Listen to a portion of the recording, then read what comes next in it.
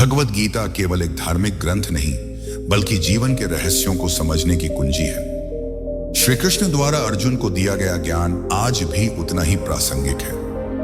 गीता का एक अत्यंत महत्वपूर्ण संदेश यह है कि ईश्वर केवल मंदिरों में नहीं, हर जीव के भीतर वास करता है। यह संदेश न केवल आध्यात्मिक चेतना का परिचायक है, बल्कि सामाजिक व्यवहार, करुणा, समानता और विनम्रता का मूल आधार भी है।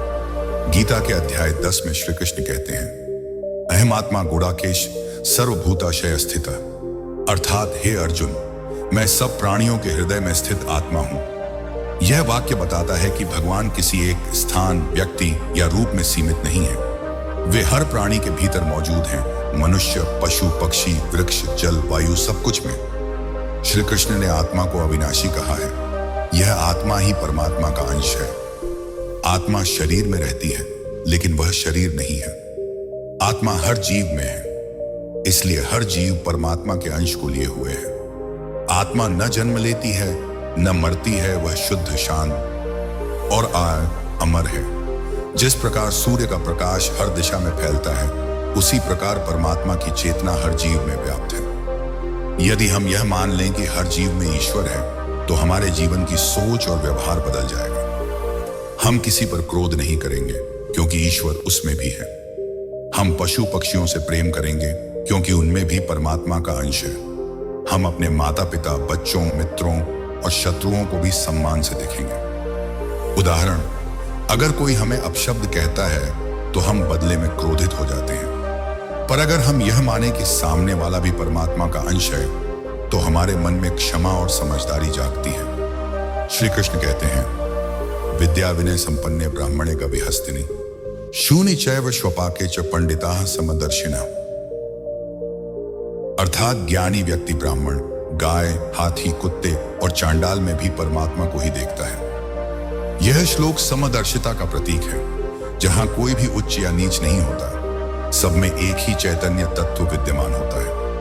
जब हम ध्यान में बैठते हैं और अपने भीतर झांकते हैं, तब हमें यह अनुभूति होती है कि हम केवल शरीर नहीं हैं, हम आत्मा हैं, और यह आत्मा ईश्वर का अंश है। यही चेतना जब बाहर की ओर जाती है, तो हर जीव में उस परमात्मा को देखती है। एक संत का दृष्टांत, एक बार एक संत को रास्ते में एक कुत्ता दिखाई दिया जो भूखा था। संत ने कहा, मैं इसे भोजन दूंगा, क्योंकि ईश्वर भूखा है। लोग चौंक गए। उन्होंने पूछा, ईश्वर कैसे भूखा हो सकता है? संत ने कहा, जब हर जीव में भगवान है, तो यह कुत्ता भी उनका रूप है। भगवत गीता में श्री कृष्ण कहते हैं कि मैं अग्नि हूं, मैं जल हूं, मैं सूर्य की रोशनी हूं, मैं चंद्रमा की शीतलता हूं। इसका अर्थ है, भगवान सिर्फ मूर्तियों में नहीं, बल्कि प्रकृति के हर तत्व में भी है। जब आप सूरज की किरणें देखते हैं, वह भी ईश्वर का अंश है। जब आप किसी बच्चे की मुस्कान देखते हैं, उसमें भी भगवान है। जब आप किसी की सेवा करते हैं, आप वास्तव में ईश्वर की सेवा करते हैं। अगर समाज में हर व्यक्ति यह समझे कि हर जीव में ईश्वर है, 1, कोई हिंसा नहीं करेगा। 2, जात पात का भेदभाव नहीं रहेगा। 3, गरीब, बीमार, कमजोर का तिरस्कार नहीं होगा। 4, पशु पक्षियों के साथ दया का व्यवहार होगा। 5वां, संसार में प्रेम, भाईचारा और शांति फैलेगी। हम सब कभी ना कभी उस अनुभव से गुजरते हैं, जब किसी अनजान ने हमारी मदद की हो बिना स्वार्थ के। वह भावना क्या थी? ईश्वर ने किसी माध्यम से हमारी सहायता की। इसलिए श्री कृष्ण कहते हैं, मैं हर कार्य में, हर कर्म में, हर भाव में उपस्थित हूं। इस ज्ञान से हमारा अहंकार समाप्त होता है। हम दूसरों को नीचा नहीं समझते। सेवा करने में आनंद मिलता है। प्रेम, करुणा और सहयोग की भावना स्वतः जन्म लेती है। ध्यान रखें, जो दूसरों को चोट पहुंचाता है, वह ईश्वर को चोट पहुंचाता है। जीवन में इस ज्ञान को कैसे अपनाएं? 1, हर प्राणी का सम्मान करें, चाहे वह मानव हो या पशु। 2, सेवा करें। जब आप किसी की सेवा करते हैं, तो आप ईश्वर की सेवा कर रहे होते हैं। 3, विनम्र बने। भगवान घमंड से दूर रहते हैं। वह प्रेम, भक्ति, और नम्रता में बसते हैं। 4, मंदिर के साथ साथ बाहर भी ईश्वर को खोजें। जो व्यक्ति मंदिर में तो पूजन करता है, लेकिन बाहर जीवों को तिरस्कृत करता है, वह सच्चा भक्त नहीं। अंतिम संदेश, गीता का सार यह नहीं है कि आप कितनी पूजा करते हैं, बल्कि यह है कि आप हर जीव में भगवान को कितना पहचानते हैं। जब हमारी दृष्टि बदल जाती है तो संसार भी बदल जाता है। यही है सच्ची भक्ति, यही है कृष्ण की सिख। भगवत गीता का यह अद्भुत उपदेश आज के समय में सबसे प्रासंगिक है। श्रेयान स्वधर्मो विगुणः परधर्मात् स्वनुष्ठितात्। भगवत गीता 3.35। अपने धर्म का पालन करना, चाहे वह दोषपूर्ण ही क्यों न हो, दूसरों के धर्म का श्रेष्ठ पालन करने से कहीं अधिक श्रेयस्कर है। यह श्लोक केवल धार्मिक या जातिगत धर्म की बात नहीं करता, बल्कि यह बताता है कि हर व्यक्ति का जीवन, कार्य, उद्देश्य और कर्तव्य ईश्वर द्वारा तय किया गया है। उसके अनुरूप जीना ही स्वधर्म है और वही श्रेष्ठ है। स्वधर्म का शाब्दिक अर्थ है स्वयं का धर्म, यानी वह कर्तव्य, वह जीवन पथ, वह कार्य जो हमारे स्वभाव से मेल खाता हो, हमारे संस्कारों और गुणों से जुड़ा हो, जो हमें आंतरिक रूप से सही और सच्चा लगे और जिसे निभाते हुए हम ईश्वर को याद कर सकें। परधर्म वह है जो किसी और का मार्ग है, दिखने में चाहे आकर्षक लगे, लेकिन हमारी आत्मा से जुड़ा नहीं होता। एक आंतरिक शांति देता है। जब आप अपना कर्तव्य निभाते हैं तो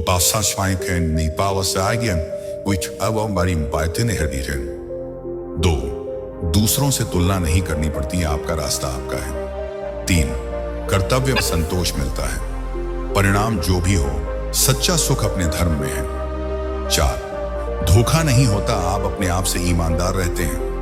5, परमात्मा की कृपा सहज मिलती है, जो अपने कर्तव्य से नहीं भागता, भगवान उसका मार्ग स्वयं बनाते हैं। महाभारत के युद्ध के समय अर्जुन ने कहा, मैं अपने रिश्तेदारों से कैसे लड़ सकता हूं? युद्ध करना अधर्म है, मैं संन्यास ले लेता हूं। लेकिन श्री कृष्ण ने उन्हें झकझोर कर कहा, हे पार्थ, यह तेरा स्वधर्म है, तू क्षत्रिय है। युद्ध से भागना अधर्म है, सत्य और न्याय की रक्षा करना ही तेरा कर्म है। यहां श्री कृष्ण स्पष्ट करते हैं कि केवल कर्म से भागना संन्यास नहीं होता, बल्कि साहस पूर्वक अपने धर्म का पालन करना ही सच्चा योग है। एक विद्यार्थी का स्वधर्म मन लगाकर पढ़ाई करना, माता पिता और गुरु का सम्मान करना, सच्चाई और परिश्रम से जीवन बनाना। 2, एक गृहस्थ का स्वधर्म परिवार की जिम्मेदारी उठाना, ईमानदारी से आजीविका कमाना, समाज में योगदान देना। 3, एक सेवक का स्वधर्म अपने काम को ईश्वर की सेवा समझकर करना, कर्तव्य में निष्ठा रखना।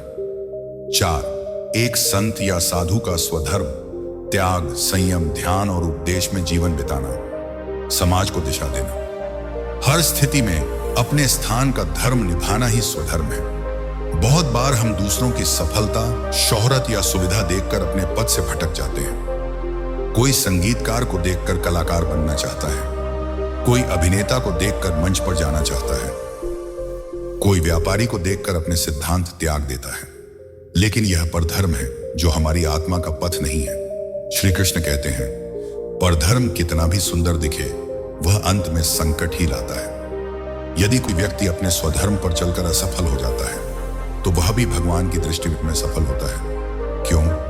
क्योंकि उसने सच्चाई का पालन किया, क्योंकि उसने कायरता नहीं दिखाई, क्योंकि उसने अपने कर्म को पूजा बनाया। भगवान परिणाम नहीं, भावनाओं और नियत को देखते हैं। आज के दौर में सोशल मीडिया, समाज की तुलना, दिखावे की होड़ ने लोगों को अपने मार्ग से भटका दिया है। हर कोई चाहता है कि वह सबसे सुंदर दिखे, सबसे अमीर हो, सबसे प्रशंसा पाए। लेकिन गीता कहती है, जो अपनी आत्मा की आवाज सुनता है और अपने कर्तव्य में रमा रहता है, वही सच्चा योगी है। श्री कृष्ण ने जो सबसे बड़ा ज्ञान दिया वह है कर्मयोग। कर्म करते जाओ, फल की चिंता मत करो। स्वधर्म का पालन करते हुए कर्मयोग अपनाना जीवन का सर्वोच्च मार्ग है। स्वधर्म में कर्म करना, ईश्वर की पूजा करना।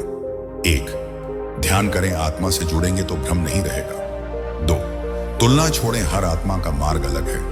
3, परमात्मा पर विश्वास रखें, उन्होंने आपको जैसा बनाया है वैसा विशेष है। 4, कर्म करते रहें निष्काम भाव से, निरंतर। स्वधर्म कोई रूढ़िवादी या पुरानी बात नहीं है, यह आज का, अभी का और हर व्यक्ति के लिए अत्यंत आवश्यक सत्य है। यह आत्मज्ञान का मार्ग है, यह आत्म संतोष का बीज है और यह मोक्ष की दिशा में पहला कदम है। श्री कृष्ण कहते हैं, कर्मण्येवाधिकारस्ते मां फलेषु कदाचन। अपने कर्म में लगे रहो, फल की चिंता मत करो। यह तभी संभव है जब हम अपने स्वधर्म को पहचानें, स्वीकारें और निभाएं। अंतिम संदेश, जो व्यक्ति अपने जीवन का धर्म पहचान कर उसे ईमानदारी से निभाता है, वही सच्चा भक्त है, वही श्री कृष्ण का प्रिय है। स्वधर्म पालन में ही शांति है, आनंद है और मोक्ष का द्वार है। भगवत गीता भले ही युद्ध भूमि में अर्जुन और श्री कृष्ण के संवाद के रूप में सामने आई हो, लेकिन इसके हर श्लोक में मानव जीवन की गहराइयों को छूने वाली शिक्षा छिपी हुई है। गीता का एक मौन संदेश है, तुम किसके संग में हो, यह तय करता है कि तुम किस दिशा में जाओगे। यही है सत्संग का प्रभाव। संघात संजायते ज्ञानम, संग से ज्ञान की उत्पत्ति होती है। जिस तरह एक सुगंधित पुष्प के पास बैठने से शरीर में महक आ जाती है, वैसे ही एक सज्जन व्यक्ति के पास बैठने से मन, बुद्धि और आत्मा में शुद्धता आ जाती है। सत्संग शब्द दो भागों से बना है। सत यानी सत्य, सद्गुण, ईश्वर, ज्ञान और पुण्य विचार। संग यानी साथ रहना, जुड़ना।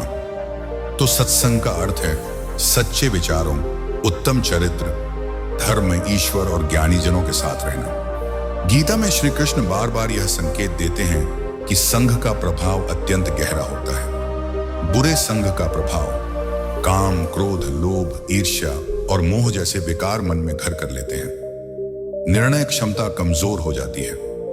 आत्मा धीरे धीरे अंधकार में गिरती है। मन भ्रमित रहता है और मोह में बंध जाता है।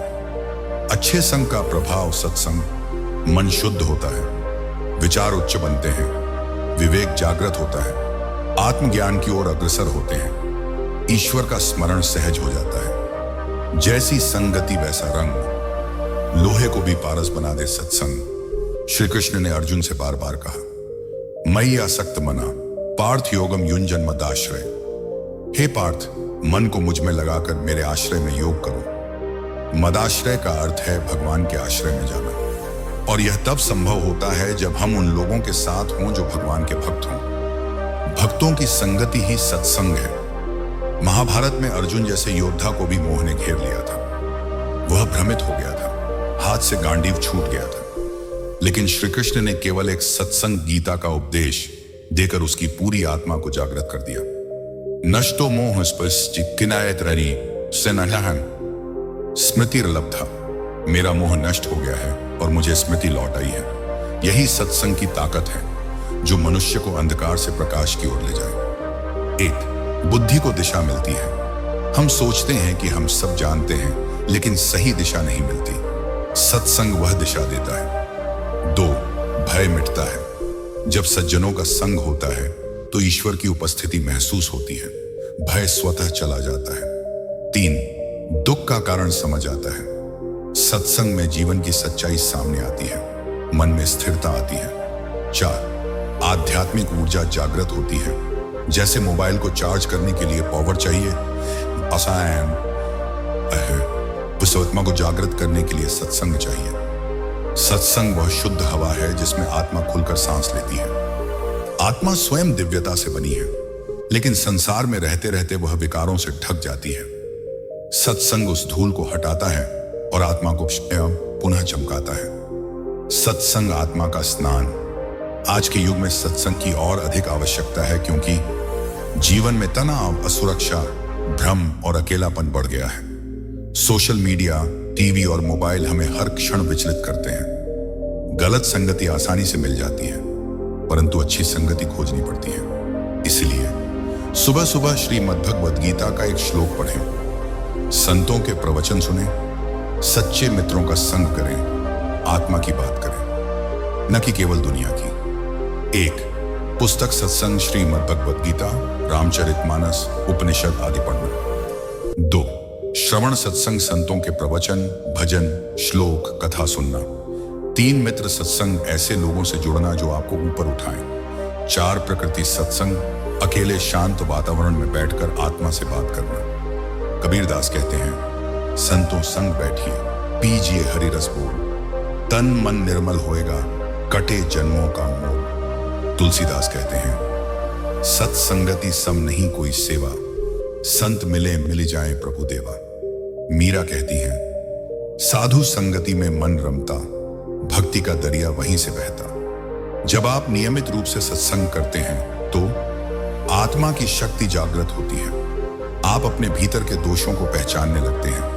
अभिमान, मोह और अहंकार कम होने लगता है। आप समझते हैं कि आप कौन हैं और आपका परम लक्ष्य क्या है। यही है आत्म साक्षात्कार। सत्संग केवल बैठकर कुछ सुनना या पढ़ना नहीं है। यह एक साधना है, एक दिशा है, एक दीपक है जो आत्मा के अंधेरे को मिटाता है। भगवान श्री कृष्ण स्वयं कहते हैं, जो मेरे भक्तों की संगति करता है मैं स्वयं उसकी रक्षा करता हूं। अंतिम संदेश, जिसने सत्संग को जीवन में स्थान दे दिया उसने जीवन को परमात्मा की ओर मोड़ दिया। सत्संग वह बीज है जिसे रोपने पर ज्ञान, भक्ति, शांति और मोक्ष के वृक्ष उगते हैं। सत्संग का दीप जलाओ, अज्ञान का अंधेरा भाग जाएगा।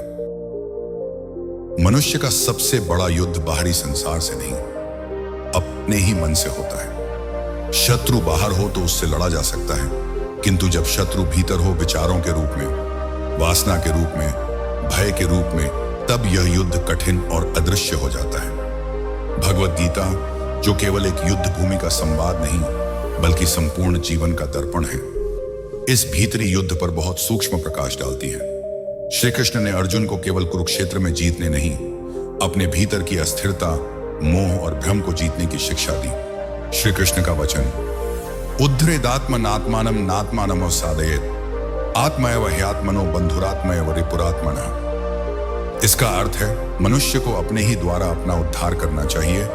वह स्वयं ही अपना मित्र है और स्वयं ही शत्रु भी। यह श्लोक गीता का एक गहरा सूत्र है जो बताता है कि हमारा सबसे बड़ा मित्र और सबसे खतरनाक शत्रु हमारा अपना मन हो सकता है। मन का स्वभाव, मन स्थिर नहीं रहता।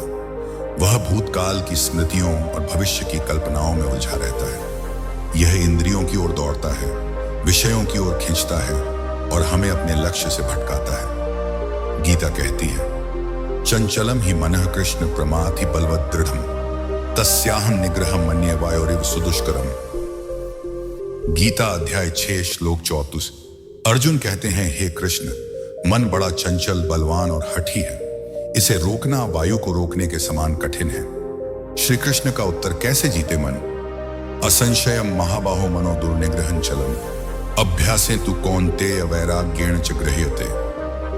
श्री कृष्ण उत्तर देते हैं, निश्चित ही मन चंचल और कठिन है, परंतु अभ्यास और वैराग्य से यह वश में किया जा सकता है। दो मुख्य साधन, इष्टि अभ्यसन, प्रैक्टिस, निरंतर आत्मचिंतन, ध्यान, मन की पकड़ पर अभ्यास। दो, वैराग्य, डिटैचमेंट, विषयों से अनासक्ति, मोह माया से दूरी। जब अर्जुन का मन हार गया, महाभारत का युद्ध शुरू होने से ठीक पहले अर्जुन का मन कांपने लगा, शरीर शिथिल हो गया, धनुष गिर गया। उसका मन मोह और संबंधों में फंस गया। यही मन की पराजय है। दृष्ट्वेमं स्वजनम कृष्ण युयुत्सुं समुपस्थितम, न कांक्षे विजयम कृष्ण किन्नो राज्येन गोविंद।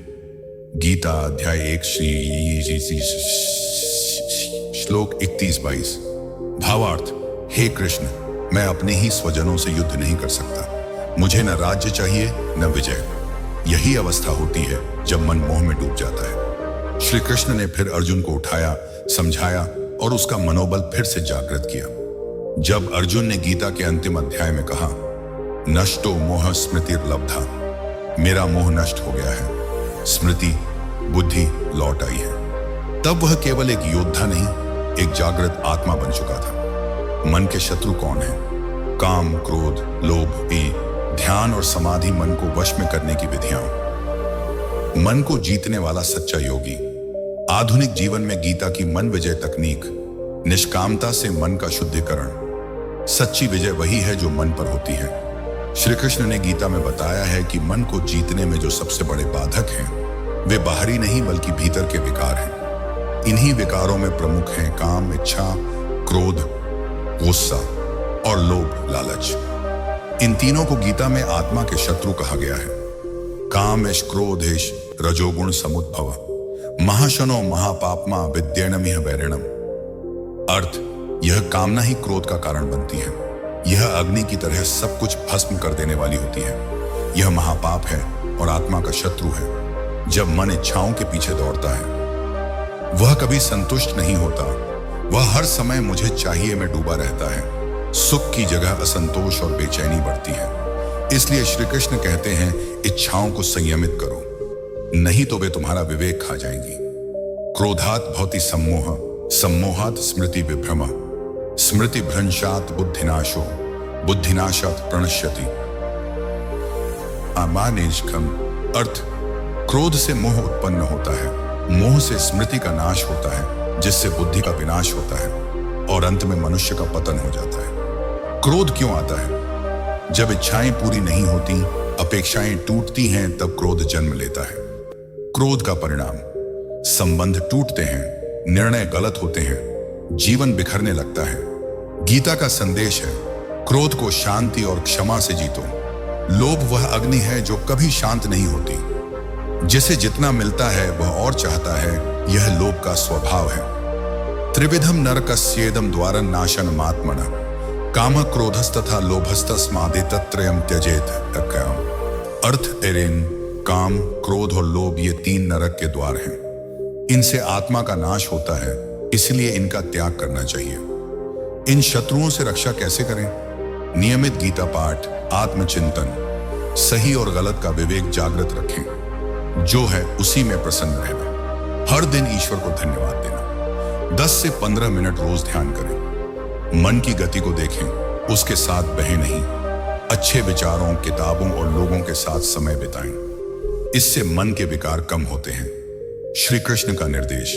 श्री कृष्ण ने स्पष्ट कहा, तस्मात् त्वमिन्द्रियाण्यादौ नियम्य भरतर्षभ, पापमानं प्रजहि ह्येनं ज्ञान विज्ञान नाशनम। अर्थ, हे अर्जुन, इंद्रियों को वश में करो और इन पापमय इच्छाओं को नष्ट करो, क्योंकि ये ज्ञान और विवेक का नाश करती हैं। गीता में श्री कृष्ण ने मन को नियंत्रित करने के लिए ध्यान को सबसे प्रभावी साधन बताया है। ध्यान का अर्थ है मन को एकाग्र करना, उसकी चंचलता को कम करना और उसे स्थिर करना। योगस्थ कुरु कर्माणि संगम त्यक्त्वा धनंजय, सिद्ध्य सिद्ध्यो समो भूत्वा समत्वम योग उच्यते।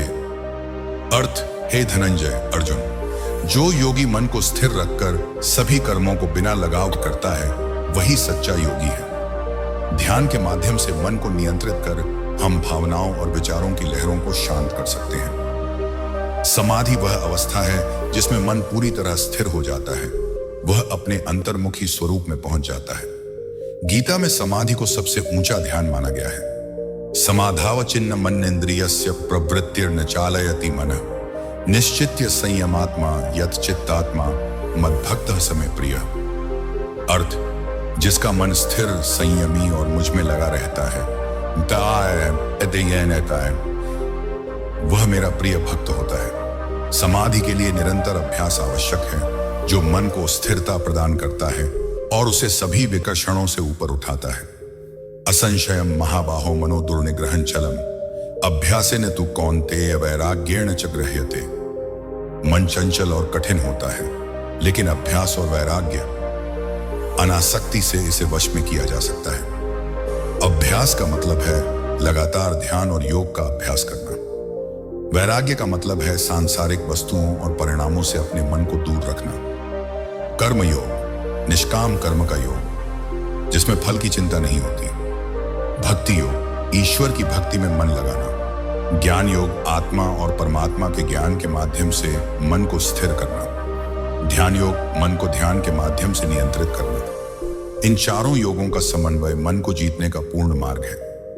आत्म शांति और मानसिक स्थिरता, निर्णयों में स्पष्टता, भय, क्रोध और चिंता से मुक्ति, सुख और आनंद की अनुभूति, जीवन में संतुलन और समरसता। गीता के अनुसार मन को जीतने वाले योगी के गुण, साधक की मानसिक स्थिति और आचार, आधुनिक जीवन में मन नियंत्रण के उपाय। श्री कृष्ण ने गीता में योगी के गुणों को विस्तार से समझाया है। जो व्यक्ति इन गुणों को धारण करता है, वही वास्तव में मन को नियंत्रित कर सकता है। यह सर्वत्राण विस्नेहस्तत्त प्रियत्वात् पर इंग तेज, विरक्तम सर्वारंभेभ्यो यह कार्येषु संयतः स्वरः। नीति अर्थ, जो हर जगह अनासक्त रहता है, जो सभी प्राणियों से प्रेम करता है, जो सारे कार्यों में संयमित रहता है, वही सच्चा योगी है। समत्व सुख और दुख, लाभ और हानि में समान दृष्टि रखना, शांत चित्तता, क्रोध क्या इसे मैं लालच से मुक्त रहना, कृतज्ञता, जो कुछ भी प्राप्त हो उसमें संतुष्ट और कृतज्ञ रहना, निरपेक्षता, संसार के सभी कार्यों को भगवान की इच्छा मानकर करना, नियमित ध्यान और साधना, दैनिक योगाभ्यास और मानसिक अनुशासन। योगी को भी मन के संग्राम से गुजरना पड़ता है, परंतु उसकी निष्ठा और अभ्यास उससे अंततः विजेता बनाते हैं। श्री भगवान उवाच एतद्यथोक्तम अव्यय मार्ग्यम पूर्वैरपि मया ज्ञातम तेन विज्ञानेन गुह्यात् गुह्यतरम मया नघ। श्री कृष्ण कहते हैं कि यह योग का मार्ग उन्होंने पुरातन काल से बताया है, जो बहुत ही रहस्यमय और गूढ़ है। दीन बंधु कमजोरों का सहारा बनना, शीतोष्ण सुख दुख के सम परिस्थितियों में संतुलन बनाए रखना, सर्वभूत हितैषी सभी प्राणियों के हित की कामना करना, विनम्रता और संयम, क्रोध न करना, विनम्र होना। योगी का मन न तो मोह में फंसता है, न लोभ और क्रोध की आग में जलता है, पूर्णतः स्वतंत्र और स्वच्छ होता है। इसलिए गीता कहती है, योग कर्म सुकौशलम, अर्थात योग ही कर्मों में कौशल है और मन को जीतना सबसे बड़ा कौशल। आज का जीवन तेज, व्यस्त और तनावपूर्ण है। हर दिन नई नई परेशानियां, दबाव, अपेक्षाएं मन को कमजोर करती हैं। ऐसे में गीता के उपदेश हमें मन को नियंत्रित कर देंगे और जीवन में शांति और संतुलन लाने में मदद करते हैं।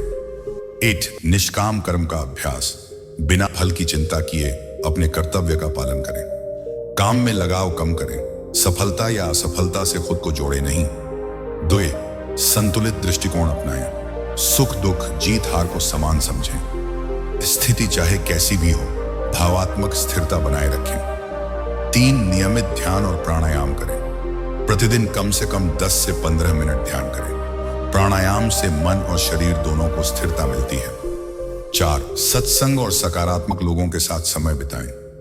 प्रेरक और सकारात्मक संगति से मन मजबूत होता है। नकारात्मकता से बचें, विचारों का निरीक्षण करें। जब भी कोई नकारात्मक या अनावश्यक विचार आए, उसे पहचानें और धीरे धीरे हटाएं। सकारात्मक पुष्टि, स्वयं को प्रेरणादायक वाक्य दोहराएं, जैसे मैं शांति का अधिकारी हूं, मेरा मन स्थिर है, मैं अपने कर्मों में निपुण हूं। भावनाओं को स्वीकारें, क्रोध, चिंता, डर को दबाने की बजाय उन्हें समझें और उनसे लड़े नहीं। नियतम कुरु कर्म त्वं कर्म ज्यायो ह्यकर्मणः शरीर यात्रा च तेन प्रसिद्धेद कर्मणः। आउनम आचस्ति किम, अर्थात मनुष्य को अपना कर्तव्य निश्चित रूप से करना चाहिए। कर्म करना कर्म न करने से बेहतर है। कर्म करने से मानसिक तनाव कम होता है। सुबह जल्दी उठें और सूर्य नमस्कार या योग अभ्यास करें। दिन भर छोटे छोटे ब्रेक लेकर ध्यान या श्वास प्रश्वास पर ध्यान दें। भोजन में सरलता और संयम अपनाएं। दिन के अंत में खुद का आत्म मंथन करें। दिन भर के अनुभवों को शांत मन से देखें। मन नियंत्रण के लिए गीता का सार, मन को जीतना सरल नहीं पर असंभव भी नहीं। निरंतर अभ्यास, संयम और सही मार्गदर्शन से मन स्थिर होता है। जीवन के हर क्षेत्र में मन की विजय सफलता की कुंजी है।